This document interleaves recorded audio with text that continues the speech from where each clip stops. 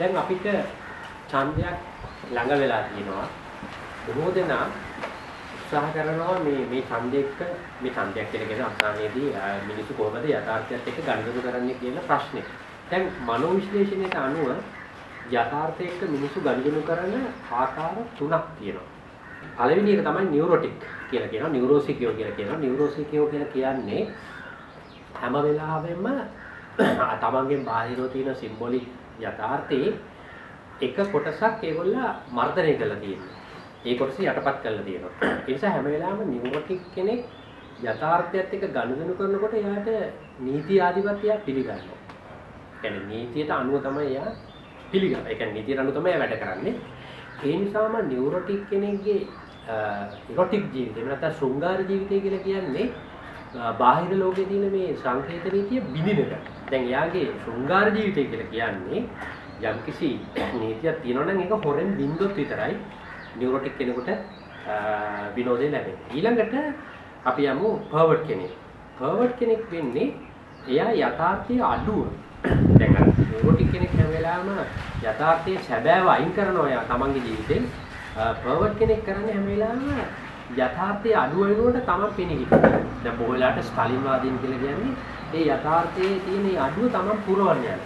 ඉතිහාසයේ යම් ආකාරයකට ඉතිහාසයේ කියන අඩුපාඩු එහෙම නැත්නම් ඔබ්ජෙක්ටිව් රියැලිටි කියලා අපි කියන ඉතිහාසයේ ගමන් ගන්න මාර්ගය නිවැරදි ගමන් මාර්ගය ඒගොල්ලෝ දන්නවා. දැන් උදාහරණයකට අපි දැන් දන්නවා අපේක්ෂකයෝ දෙන්න වෙනුවෙම පෙනී හිටින බොහෝ දෙනා හරියට නිකන් ඒගොල්ලන්ට හීනෙන් කියනවා වගේ ඒගොල්ලෝ පෙනී හිටිනවා.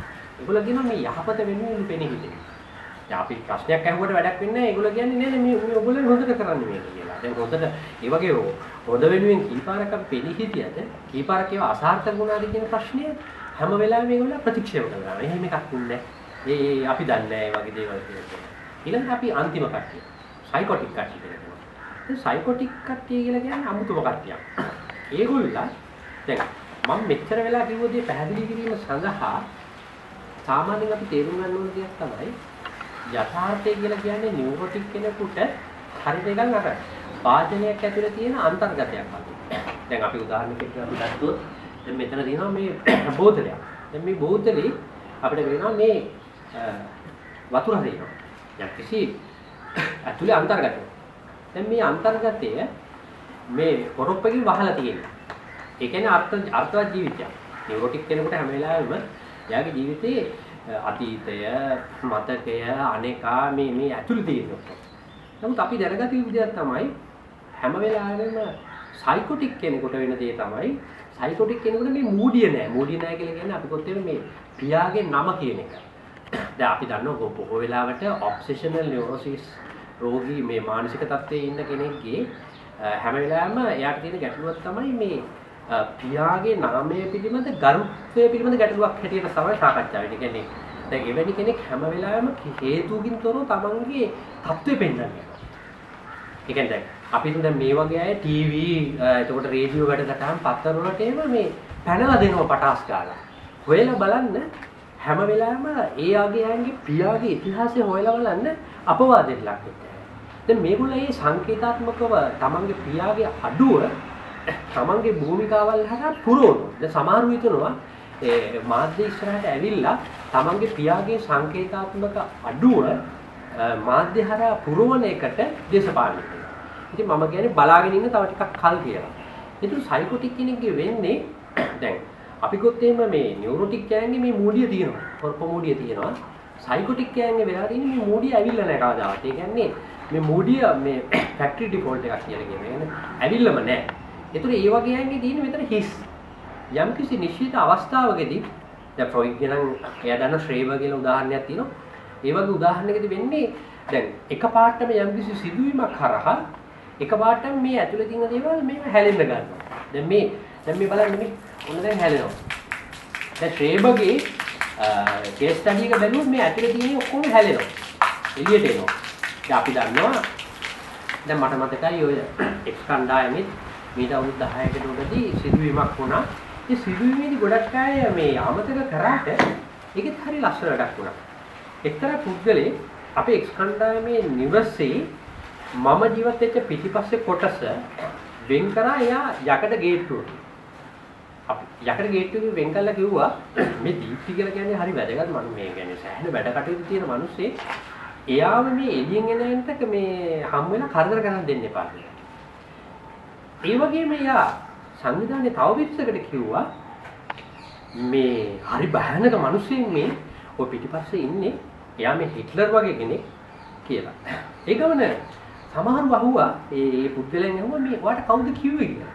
ඒකට එයා කිව්වා එයාට රැට නිකන් මේ නිින්දෙන් වගේ කටහඬකින් එයාට කියනවා කියලා මේ දීප්ති කියලා කියන්නේ හිට්ලර් වගේ කෙනෙක් කියලා. ඊට පස්සේ එයා කරේ අර දැන් ඒ නිවස දෙකට කැඩුවා එයා ඊට පස්සේ දෙකට බෙදුවා. අපි කියනවා ඒක මෙහෙම පිටියක් ගැහුවා කියලා. ඊට පස්සේ එයා ඉස්සරහ එක ආයි දෙකට බෙදුවා. දෙකට බෙදලා එයා සිනමා ශාලාවක් හැදුවා. ටික දාලා කලවර කළා. එතකොට දැන් ඉස්සරහ කොටස ස්කන්ධානේ මේ චිත්‍රපටි හෝල් එකක් තියෙනවා. එක පැත්තක තාපොත් ඉතුරු පැත්තේ දැන් මේ සංවිධානයේ මිනිස්සු ඉන්නවා. අපි ඒකට කියනවා සයිකොටික් කෙනෙක් හැම වෙලාවෙම සවුන්ඩ් වෝල් හදනවා කියන. ඒ කියන්නේ ශබ්දයෙන් තිරමවන. මෙහෙම තිරමවන. ඒකට හේතු නැහැ.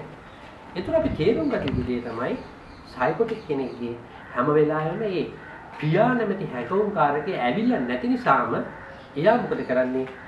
එයා යථාර්ථය කියලා දෙයක් පිළිගන්න. එයා විසින් හදන ප්‍රබන්ධය තමයි එයාගේ අර ඇහෙන කටහඬ. අපි ඒකට කියනවා අභ්‍යන්තරික, ඒ කියන්නේ අභ්‍යන්තරික කටහඬක් වුණාට ඒක ඇත්තටම එළිය දින කටහඬක්ද ඇතුළේ දින කටහඬක්ද කියලා කියන්න බෑ.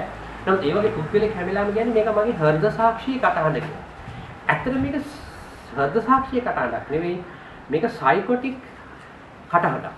තමන් තුලින් ඇහෙන සුපර් ඊගෝ එකේ කටහඬක්. අපි දැනගත යුතු දේ තමයි මේ සුපර් ඊගෝ එක කියලා කියන්නේ අපේ මනසේ තියෙන විමර්ශක කොටස. ඒ කියන්නේ අපේ ජීවිතේ අපි කාලය ගත කරනකොට ඔයා මෙන්න මේක හොඳ වැඩක්, මේක නරක වැඩක්, මෙන්න මේක කරන්න එපා කියලා අපිට අනකරන හඬ, අපි තුල ඇහෙන අපිට හඬ. සමහර වෙලාවට හඬට යටත් වෙනවා, සමහර වෙලාවට ඒ හඬ පිළිගන්නේ නැහැ. එතකොට අපි තේරුම් ගත යුතුයි මේ වගේ දේශපාලනික උනන්දුවක් ආයි ඇති වෙලා තියෙන වෙලාවක අපි බොහොම කල්පනාවෙන් බලිය යුතු දෙයක් තමයි සයිකොටික්ස්ලා ওই තරම් දුරකට අපේ දේශපාලනේ ආක්‍රමණය කරලා තියෙනවා.